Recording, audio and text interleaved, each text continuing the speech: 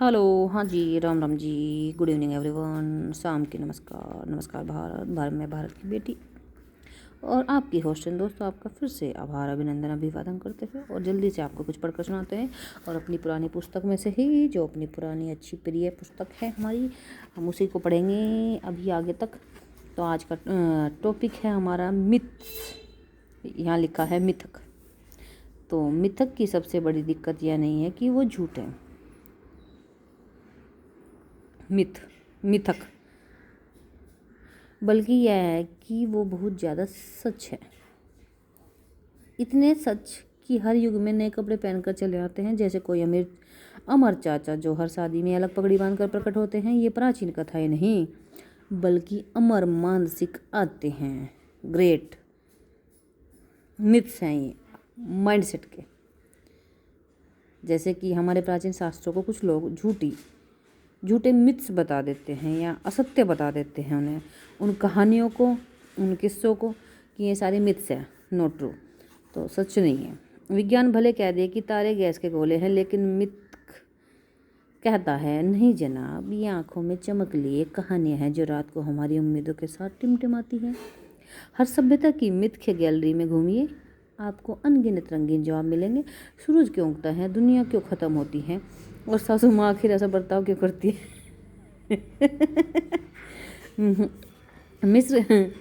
मिस्र कहता है कि मृत्यु के बाद तुम्हारा हृदय तुला पर रखा जाएगा और एक पंख से तोला जाएगा। कल्पना कीजिए, अगर हमारी आधुनिक तौल मशीनें यह करने लगे तो कितना वजनदार न्याय होगा। वही जैन दर्शन निर्मल नम्रता से सृजनकर्ता को टाल जाता है। वही जैन दर्शन निर्मल नम्रता से सृजनकर्ता को टाल जाता है। कहता है संसार तो बस चलता रहता है अपनी धुन में, बिना किसी निर्माता के। और हिंदू मिथक, वो तो समय को ऐसे मोड़ देता है जैसे कोई बच्चे की कागज़ की नाव, एक पलक झपकी और हजारों युग बह गए। हम केवल कहानियाँ सुनते नहीं, हम कहानियाँ बनते हैं। हम केवल कहानियाँ सुनते नहीं, हम कहानियाँ बनते हैं। मनुष्य एक विचित्र जीव है जो ऑक्सीजन लेता है और उसे चिंताओं में बदल देता है। फिर उन्हीं चिंताओं से निपटने के लिए मंदिर बना लेता है जो पत्थर के नहीं कहानियों के बने होते हैं। ध्यान रहे, मिथ को झूठ ना समझिए। ध्यान रहे, मिथ को झूठ ना समझिए। झूठ छोटे, चालाक और धोखेबाज होते हैं। मिथ विशाल, उदार और अस्तित्व को थामने वाले। ध्यान रहे, मिथ को झूठ ना समझिए। झूठ छोटे, मैं आपको यहाँ से दोबारा से पढ़ के सुना रही हूँ अगेन। ध्यान रहे, मिथ को झूठ ना समझिए। झूठ तो छोटे होते हैं, चालाक और धोखेबाज होते हैं।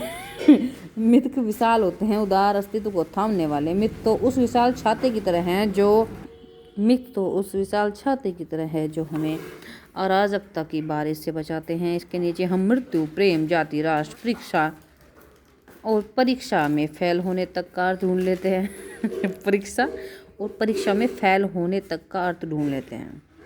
आप कह सकते हैं हम आधुनिक हैं, हमारे पास इंटरनेट है, जीपीएस है, एआई है, बिल्कुल है, राइट। और क्या भरा है उसमें? नई मिथ। बहुत ही खूबसूरत बात आज के युवाओं के लिए स्पेशली।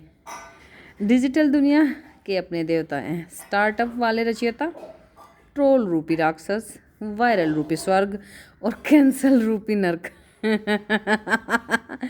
ट्विटर हमारे नए पुराण है, इंस्टाग्राम की स्टोरीज हमारी आज की कथाएं।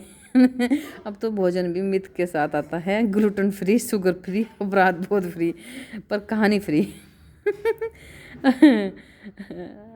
आखिर में मिथ वे हैं जो अव्याख्या को व्याख्यायित करते हैं और असहनीय को सुगम बनाते हैं। ये तर्क के विरोध में नहीं, बल्कि उसका कवि बंधु है। जो एक हाथ में रूपक और दूसरे में शरारत लेकर आता है। बुद्धिजीवी पूछता है क्या यह तथ्य है?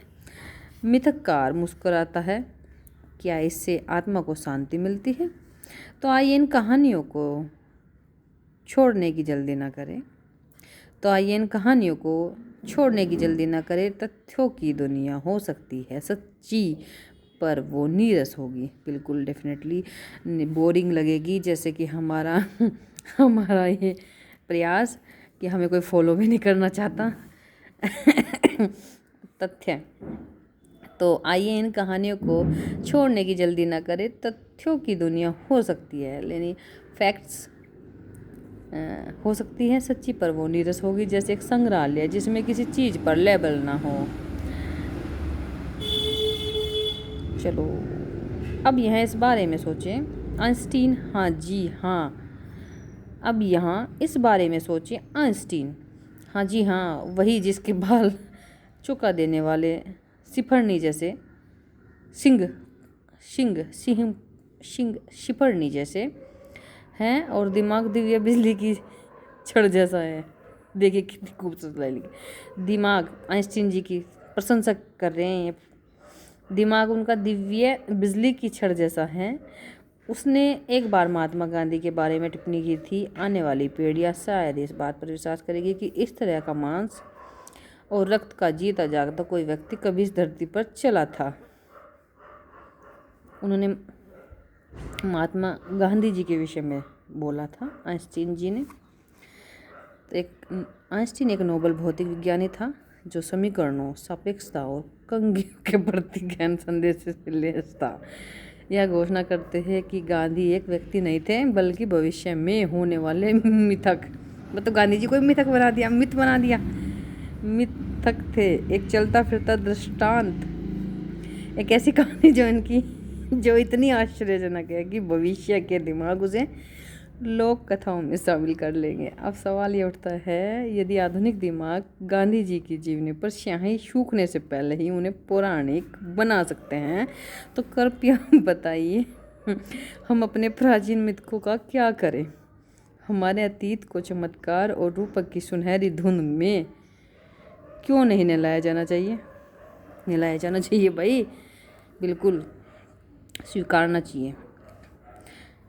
तो कृपया बताइए हम अपने प्राचीन मिथकों का क्या करें। हमारे अतीत को चमत्कार और रूपक की सुनहरी धुन में क्यों नहीं नहलाया जाना चाहिए। अगर गांधी को मिथ बनाया जा सकता था जबकि कैमरे चल रहे थे, अखबारों में उनके कारनामों के बारे में बताया जा रहा था, तो स्याही के आविष्कार से पहले के समय में पैदा हुई कहानियों के बारे में क्या?